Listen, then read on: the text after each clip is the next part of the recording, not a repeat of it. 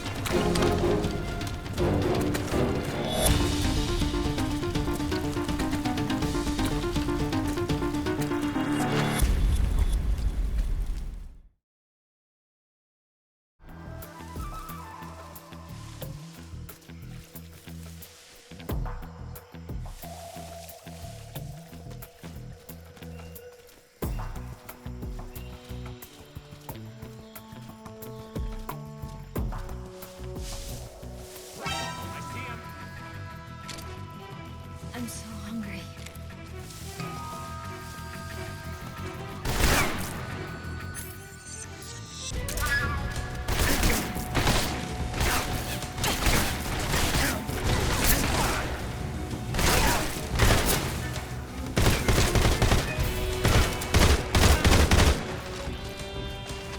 Leave this to me.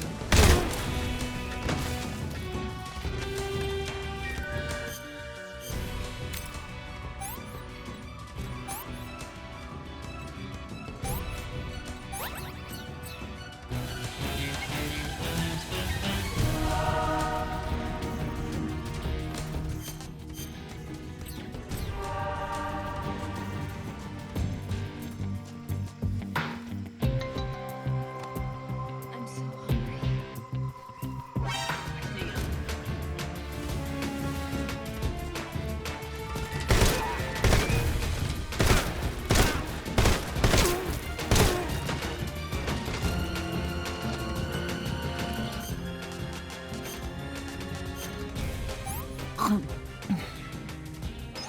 This tastes like crap.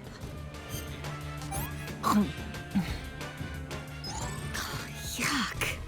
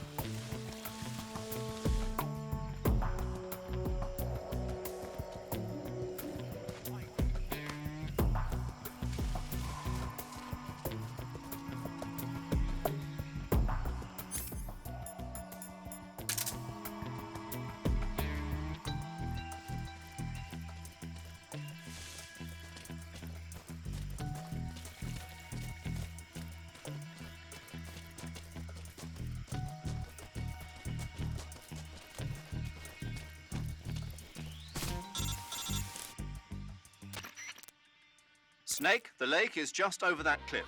Eva should be able to climb it if you help her. Keep her close to you.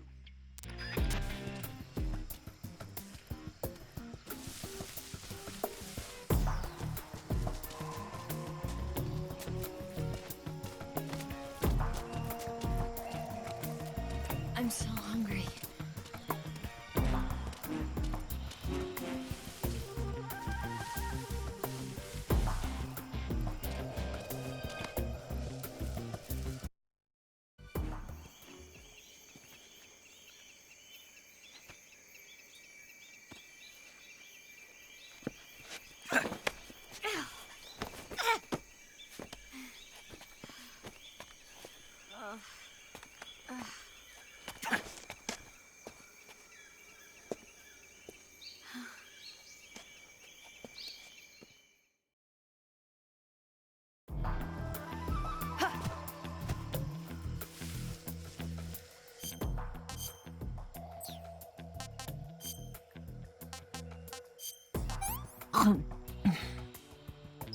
What did you give me?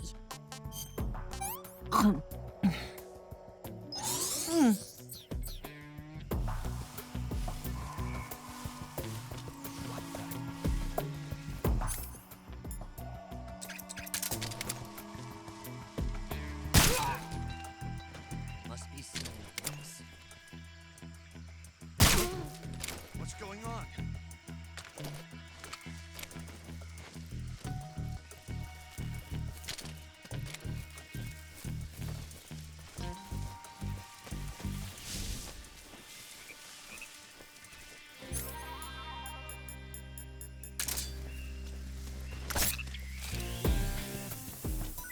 There's nothing here.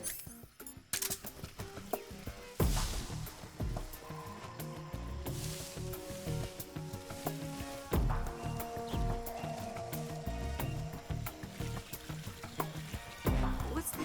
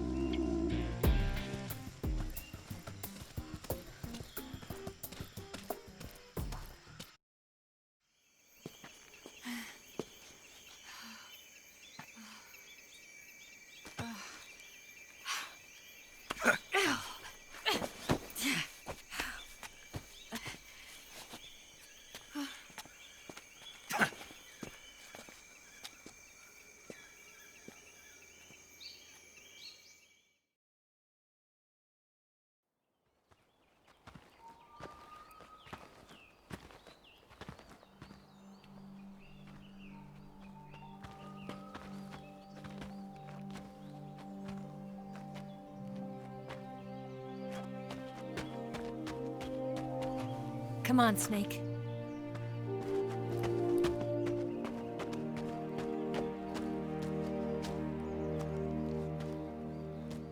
We made it. We made it. Over there.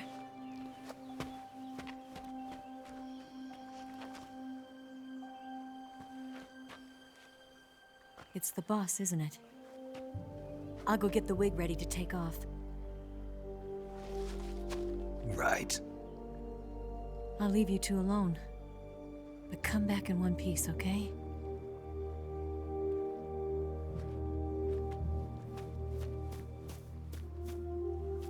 Promise me!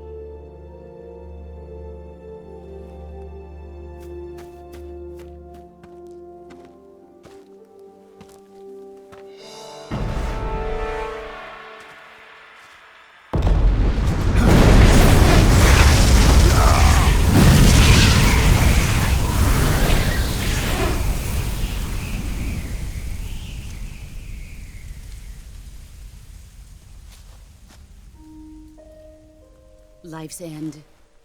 Isn't it beautiful? It's almost tragic. When life ends, it gives off a final lingering aroma. Light is but a farewell gift from the darkness to those on their way to die. I've been waiting, Snake, for a long time. Waiting for your birth, your growth, and the finality of today. Boss. Why are you doing this? Why? To make the world one again.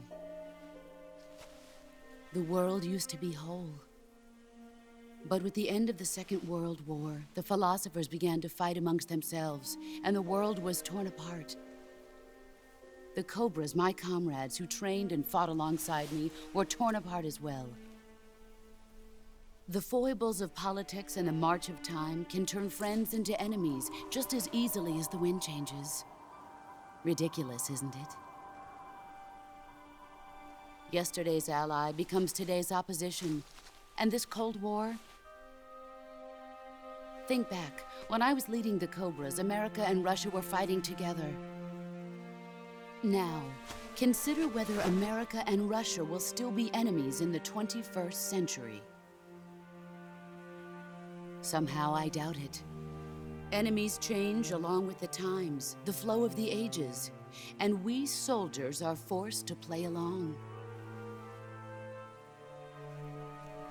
I didn't raise you and shape you into the man you are today just so we could face each other in battle.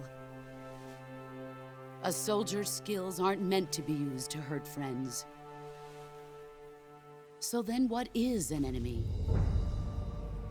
Is there such a thing as an absolute timeless enemy? There is no such thing, and never has been. And the reason is that our enemies are human beings like us. They can only be our enemies in relative terms. The world must be made whole again. The philosophers must be reunited. I will devote my skills to that purpose.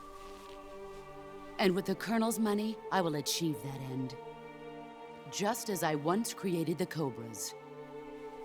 They are my family. I may no longer be able to bear children, but I still have a family. It was November 1st, 1951. I was in the Nevada desert participating in atomic testing. The name Nevada is derived from Spanish, covered in snow, white as snow. And snow is exactly what I saw in that Nevada desert. It froze my blood white. Snake, you were an atomic test subject, weren't you?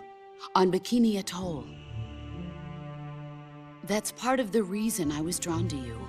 You and I are alike. We're both slowly being eaten away by the karma of others. we'll never have the chance to die peacefully of old age. We have no tomorrow. But we can still have hope for the future. In 1960, I saw a vision of the ideal future from space. 3 years earlier, the Soviet Union had succeeded in launching Sputnik, the first man-made satellite in history, into orbit. This came as a huge shock to the United States. In response, America threw everything it had into its own manned spaceflight project, the Mercury program. Even as the Soviets seemed poised to send their first man into space, America was still experimenting with chimpanzees and rockets. The government wanted human data. So they secretly decided to send a human being into space. I was the one they chose. At the time, they didn't have the technology to block out cosmic rays, and whoever they sent up would inevitably be exposed to heavy radiation. That's why they chose me. After all, I'd already been irradiated once. Of course, you won't find any of this in the history books. I could see the planet as it appeared from space. That's when it finally hit me. Space exploration is nothing but another game in the power struggle between the US and the USSR. Politics, economics, the arms race, they're all just arenas for meaningless competition. I'm sure you can see that, but the Earth itself has no boundaries. No East, no West, no Cold War. And the irony of it is, the United States and the Soviet Union are spending billions on their space programs and the missile race, only to arrive at the same conclusion. In the 21st century, everyone will be able to see that we are all just inhabitants of a little celestial body called Earth. A world without communism or capitalism, that is the world I wanted to see. But reality continued to betray me. In 1961, I was sent to Cuba, to Bahia de Cochinos. It was part of a CIA-sponsored invasion under the guise of taking Cuban exiles back to their country. But the US government betrayed them. Our weak-kneed president held back their air support. Defenseless, the exiles were annihilated by the Cuban army. All I could do was watch in silence. I was set up by the very country I'd sacrificed so much for, by the very government I dedicated my life to defending. I was driven from the surface world, and I went underground. Then, 2 years ago, I faced the sorrow, my old comrade in battle. He was my friend. But one of us had to die. I was left with no choice. The sorrow gave his life for me. There is no enmity between us. One must live, and one must die. That was the mission. The ones who gave me that mission were the philosophers. Early in the 20th century, the true holders of power in the United States, the Republic of China, and the newly formed Soviet Union gathered together in a secret meeting that would later be known as the Wise Men's Committee. The secret pact they formed there marked the beginning of the philosophers. But the last of the original members died in the 1930s. After that, the organization began to run out of control, and the Wise Men's Committee degenerated into a mere shell of its former self. The philosophers of today have no sense of good or evil. Their influence extends to countries and organizations involved in every aspect of every war. They have become war itself. That's how they operate. The sacrifices of war cause a shift in the times. This shift leads to renewed conflict, and in turn triggers the next war. Like a nuclear chain reaction, each conflict sparks countless others, forming an endless spiral that will continue on for eternity. Do you understand what I'm saying, Snake? By consuming me and you, the philosophers intend to keep that cycle going forever. It was my father who explained all of this to me. He was one of them. You see, I am the last remaining child of the philosophers. But after he revealed the truth, my father was killed by that same shapeless, formless organization. And my father isn't the only thing the philosophers have taken from me. In June of 1944, the Cobras and I took part in the landing at Normandy. We'd been given a top-secret mission to locate and destroy enemy V-2 rocket installations. I was pregnant at the time. The sorrow was the father. I gave birth on the field of battle. A beautiful baby boy. But my child was snatched away from me by the philosophers.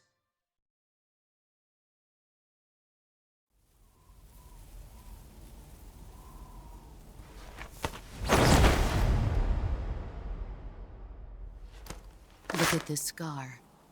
This is proof that I was once a mother. I gave up my body and my child for my country. There is nothing left inside me now. Nothing at all. No hatred, not even regret. And yet sometimes at night, I can still feel the pain creeping up inside me, slithering through my body like a snake.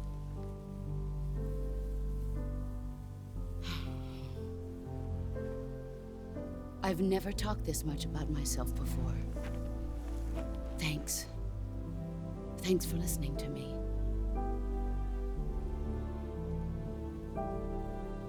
I feel content. Snake, commence the operation. I raised you.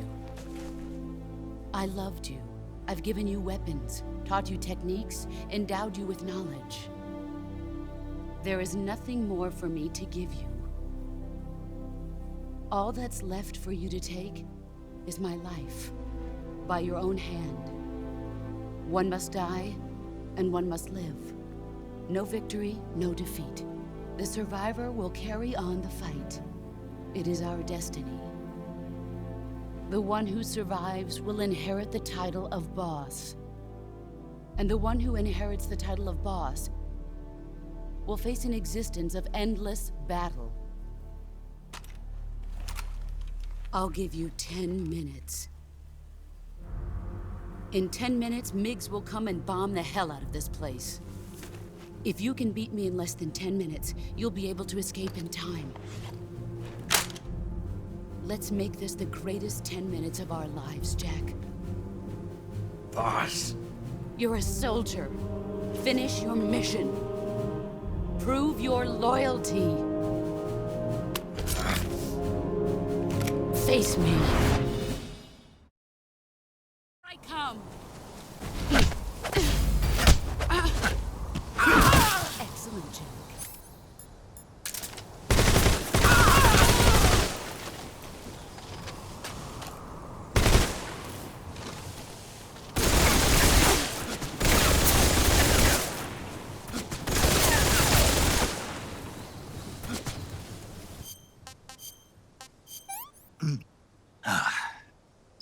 This is horrible.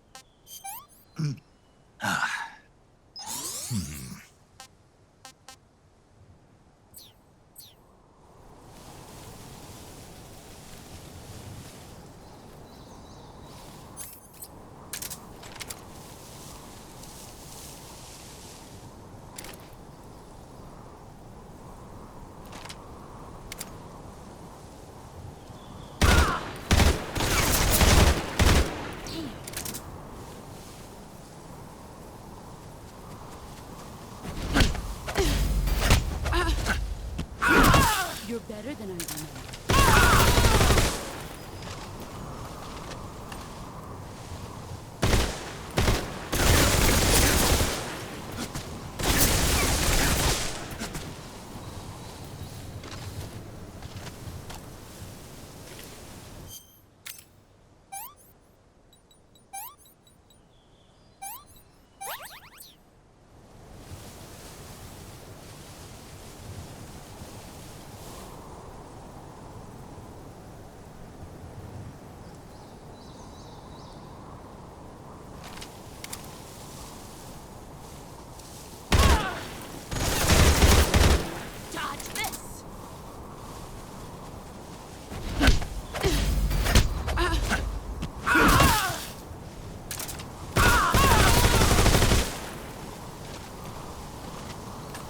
You've gotten stronger. Here I come!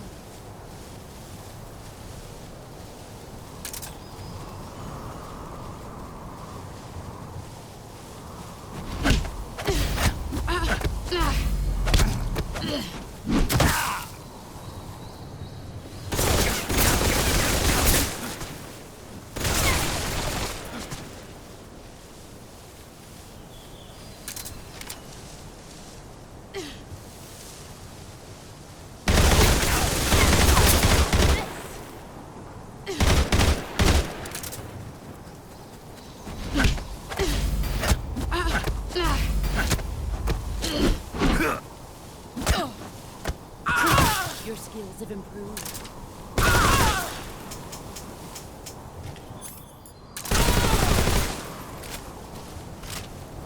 Get ready!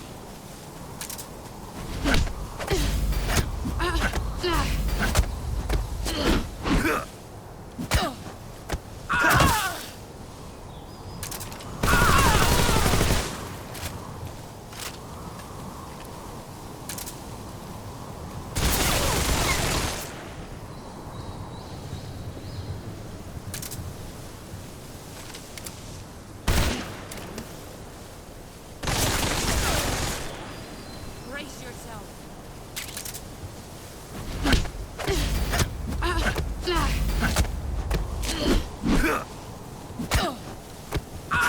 Excellent, Jack.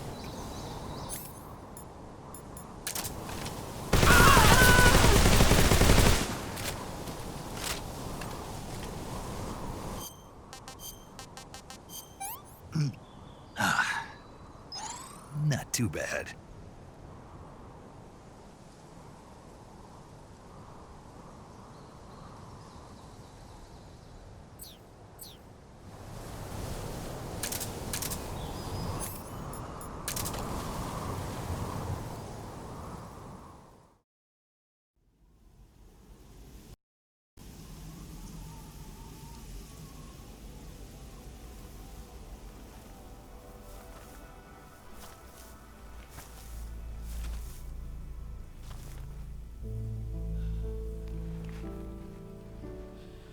Take this. Keep it safe.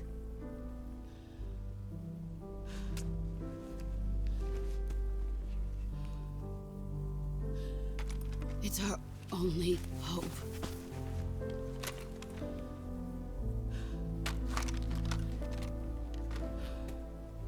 A patriot? Why are you giving me this? Jack. Or should I say, Snake? You're a wonderful man. Kill me. Kill me now. Do it.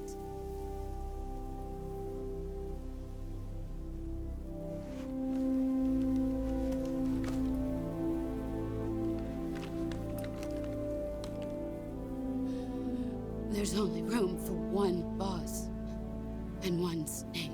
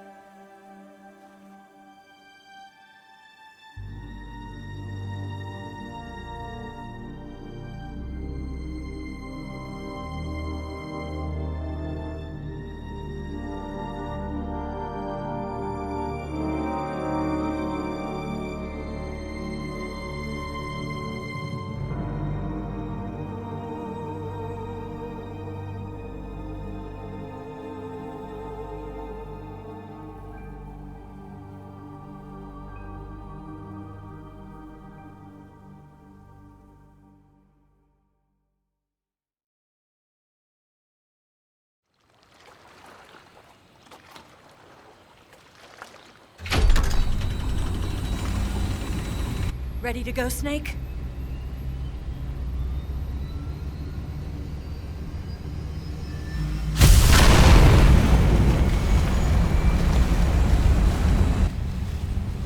Are you okay? Snake? Yeah.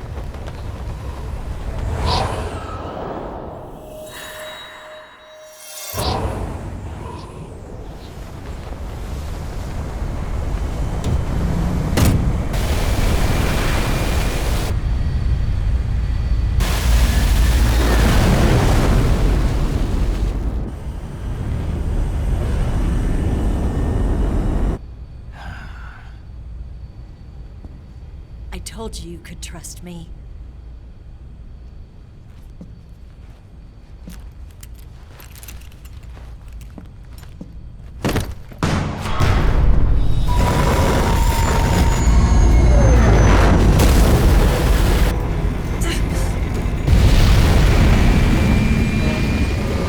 Snake!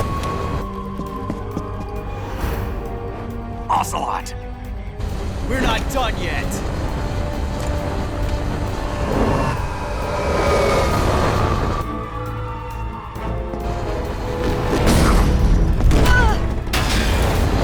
Damn!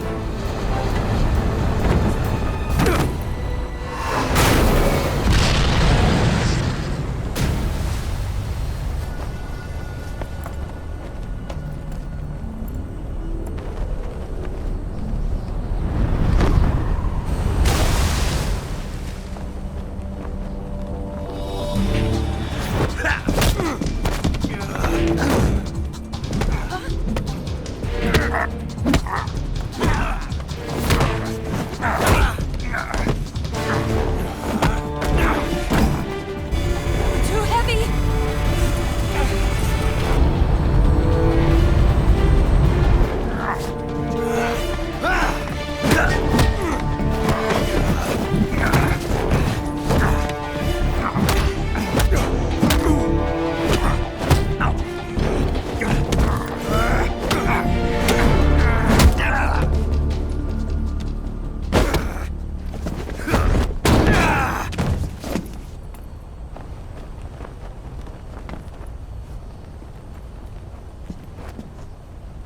Snake, try to remember some of the basics of CQC.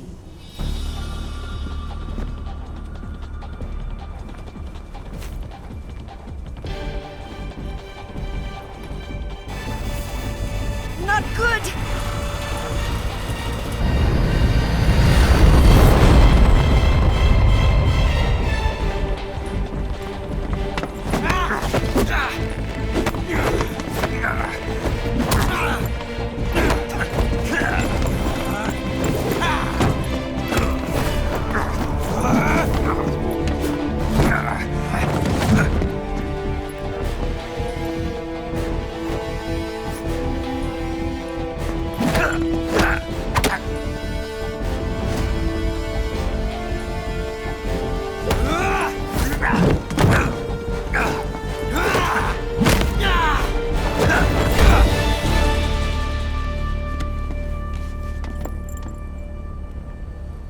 I picked up a few new moves.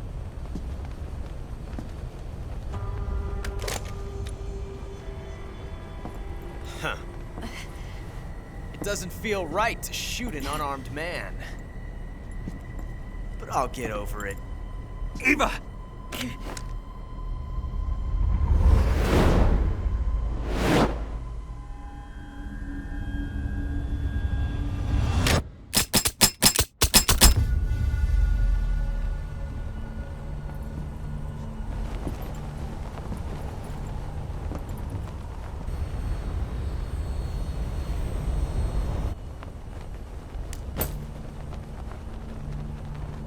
What do you say to one last showdown?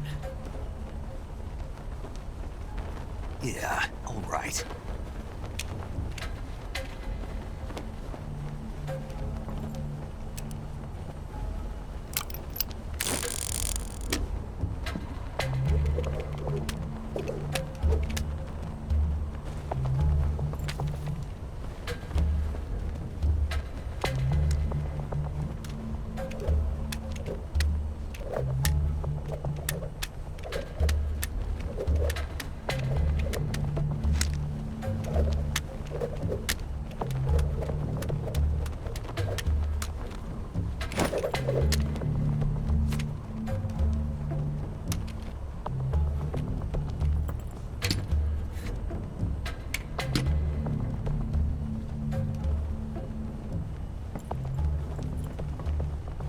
What's your name?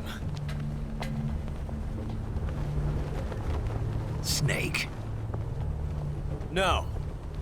Not that name. You're not a snake, and I'm not an ocelot. We're men with names. My name is Adamska. What's yours? John. Very well, John. Plain name. But I won't forget it.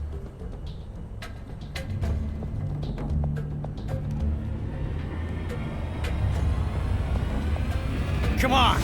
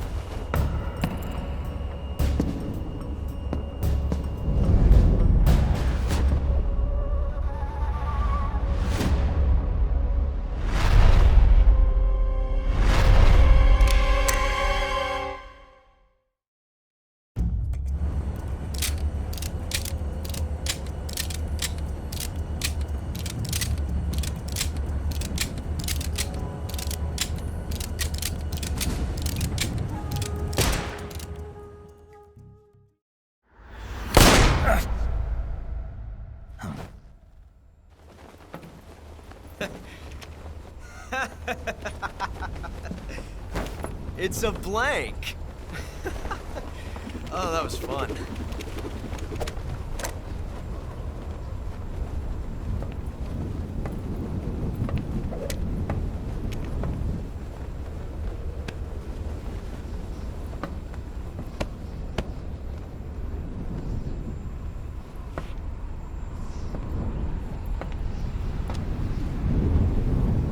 Till we meet again, John.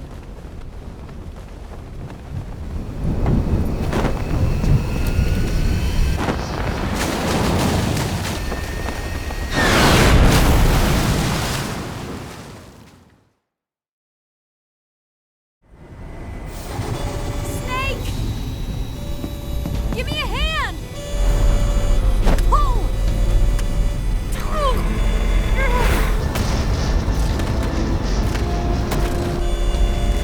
Come on, pull up!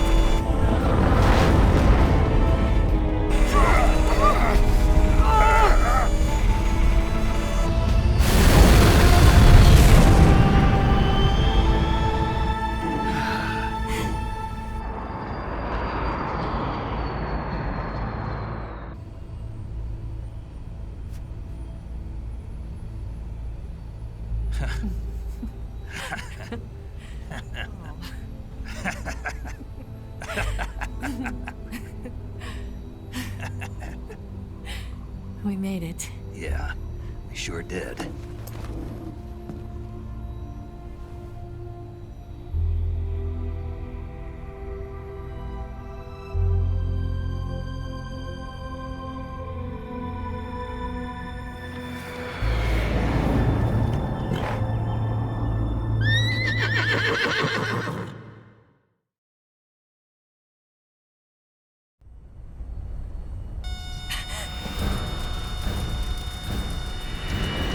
Oh no, Miggs!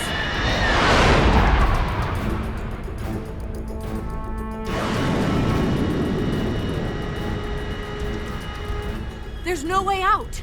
What are we gonna do? We've come too far to let them stop us now. Those things have got to be armed. It's no use. There's no way we can outmaneuver them.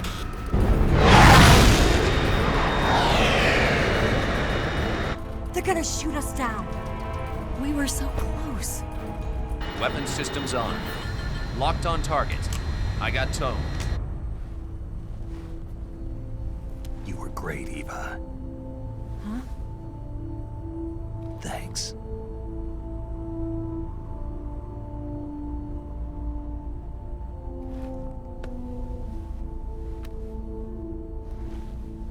Oak 19, this is Control.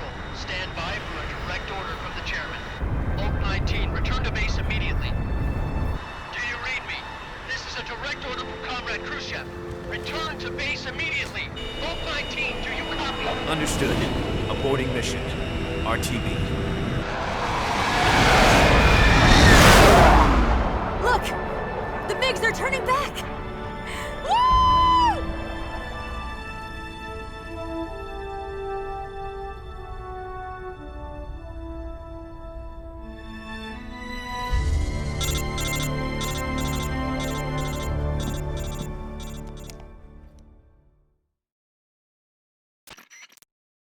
Well done, Snake. The MiG's disengaged. Most likely under orders from Khrushchev. Is this his way of helping us? Who knows? Maybe he didn't want things to get messier than they already are. Or maybe he just wanted us to owe him one. The important thing is, you made it out alive. As long as Khrushchev is with us, I don't think they'll be coming after you. It should be smooth sailing all the way to Alaska. I'm sending someone out to Galena Base to meet you. To meet me? The DCI and the President himself are waiting at Langley. Don't keep them waiting.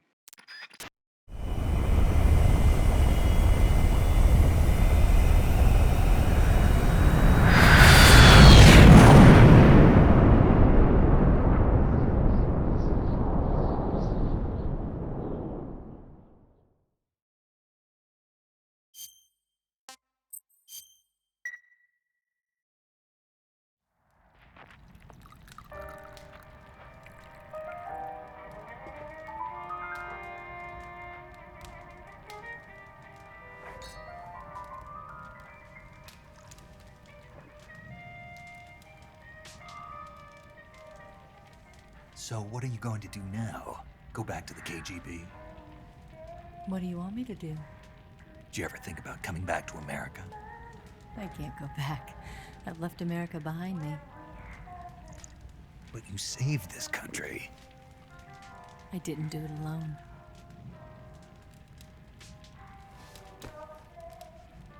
And I still owe you a dinner.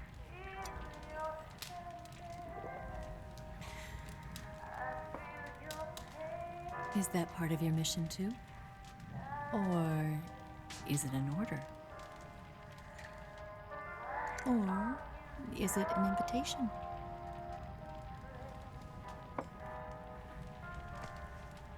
Or a proposal?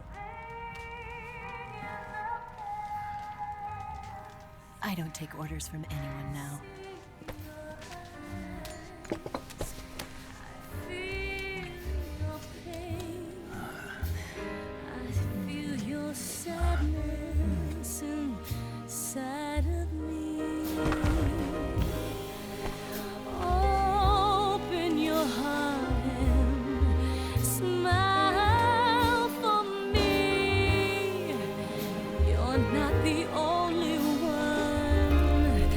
Afraid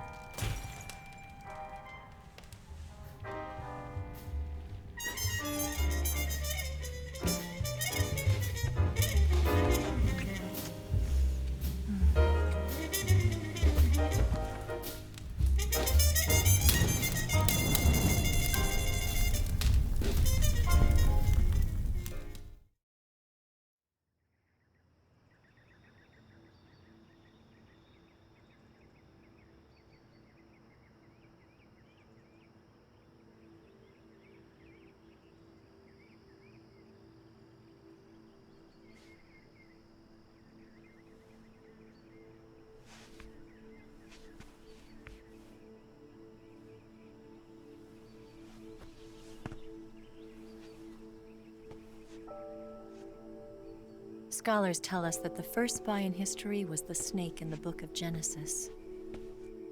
In that story, it was Eve who was tempted by the snake in the Garden of Eden.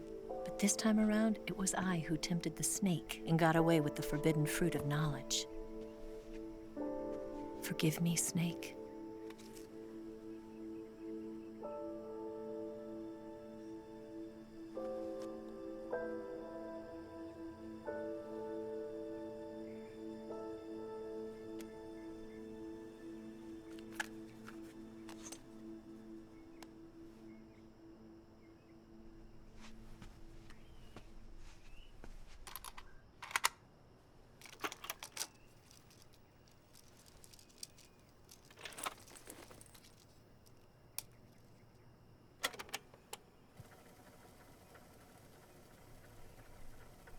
Good morning, Snake. I hope you slept well. First of all, I have to apologize. I wasn't sent by Khrushchev. I'm not a KGB spy, and I never worked for the NSA. I'm an agent of the People's Republic of China for the General HQ 2nd Department of the People's Liberation Army. It was all a lie. I tricked you. And I'm sorry.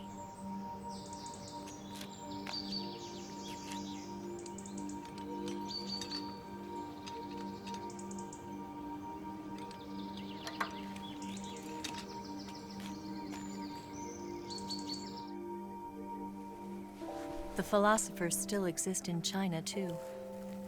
You see, my mission was to find out where Volgin was hiding the philosopher's legacy and steal it. So I infiltrated his base as a KGB spy. The 2 NSA codebreakers who defected in 1960 were actually both men. The real Adam never showed up at the meeting place, saving me the trouble of having to eliminate him. I sneaked in by pretending I was Eva. And you and Sokolov and Volgin, you all believed me. The philosopher's legacy was originally held in common between the US, Soviet Union, and China. We couldn't let the Russians and the Americans take it all for themselves. The Chinese government had its eye on the legacy, too. I got the film containing the legacy, and also the nuclear missile launch data from the Shagohod. 5 years ago, the Soviet Union stopped supplying us with nuclear weapons technology. Since then, China's Liaodong easing, hydrogen bomb, and space rocket projects have fallen behind. But with this data, our country will be able to develop its own nukes. We'll create a deterrent force to rival those of the US and Soviet Union. Everything has gone according to plan, thanks to your help. I, too, am one of the philosophers. I'm an agent of the philosophers, a graduate of one of their charm schools. I was raised in a joint US-Soviet-Chinese facility to become a sleeper agent. This was before the war. Back then, they were collecting children from all over the world. As a result, I'm indistinguishable from a native-born American. So it didn't surprise me when you and Volgin couldn't tell the difference. But she knew right from the beginning. She knew because before the war, she was at one of the philosopher's schools too, as an instructor. The boss was the only one I couldn't fool. She was the only one who knew I was a fake. She told me everything. Why did she open her heart to me like that? At the time, I couldn't understand it. But now, I think I do. Snake. She wanted you to know the truth. She chose me to tell you. That's why she saved my life. I've lied to you so many times, but not this time. My orders from the government were to obtain the legacy and to eliminate everyone who knew the truth about what happened. In other words, I'm supposed to kill you.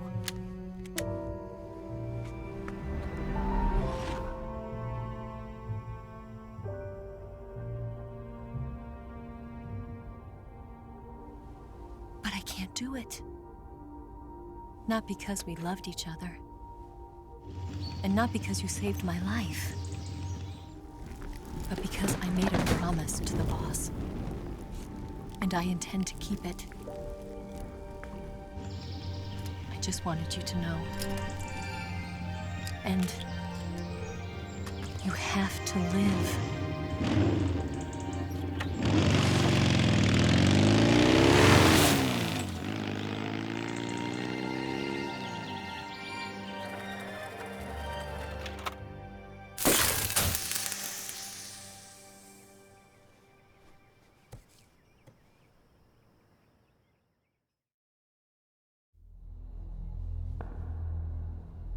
Snake, listen to me.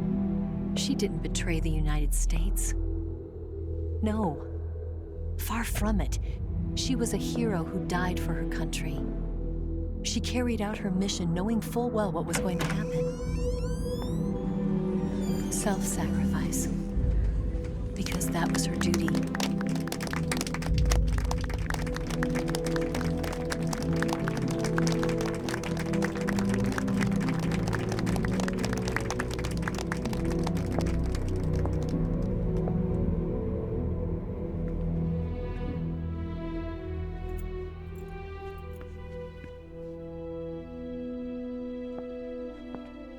You are above even the boss.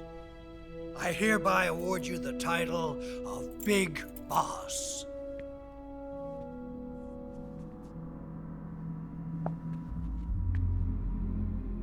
You are a true patriot.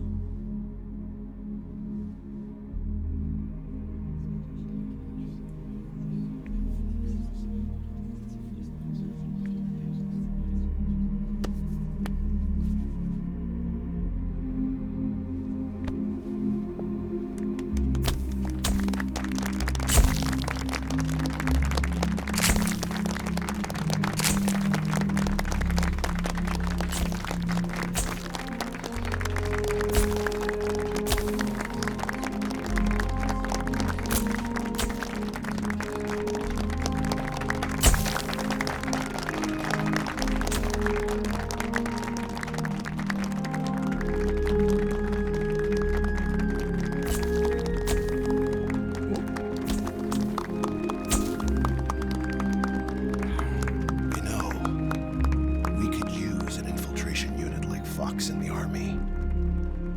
Someone like him to handle our top secret sneaking missions for us. A man who combines the qualities of a soldier and an agent. The boss's defection was a ruse set up by the US government. It was all a big drama staged by Washington so they could get their hands on the philosopher's legacy. And the boss was the star of the show. They planned it so that they could get the legacy that Colonel Volgin inherited and destroy the Shagohod at the same time. Only a legendary hero like the boss could have earned Volgin's trust. Finding out where the philosopher's legacy was hidden was to be her greatest mission. Everything was going according to plan. But then something happened that no one could have predicted. Colonel Volgin fired an American-made nuclear warhead at Sokolov's research facility. Khrushchev demanded that the US government provide proof that it wasn't involved. They couldn't just abort the operation to steal the legacy. So the operation itself was greatly expanded and revised. The authorities in Washington knew that in order to prove its innocence, they'd have to get rid of the boss. And that one of their own would have to do the job. The public couldn't be allowed to find out about it. Not ever. This, they concluded, would be the best way to keep the whole thing under wraps. The boss wouldn't be allowed to come back home alive. And she wouldn't be allowed to kill herself. Her life would be ended by her most beloved disciple. That was the way the government wanted it. That was the mission she was given. And she had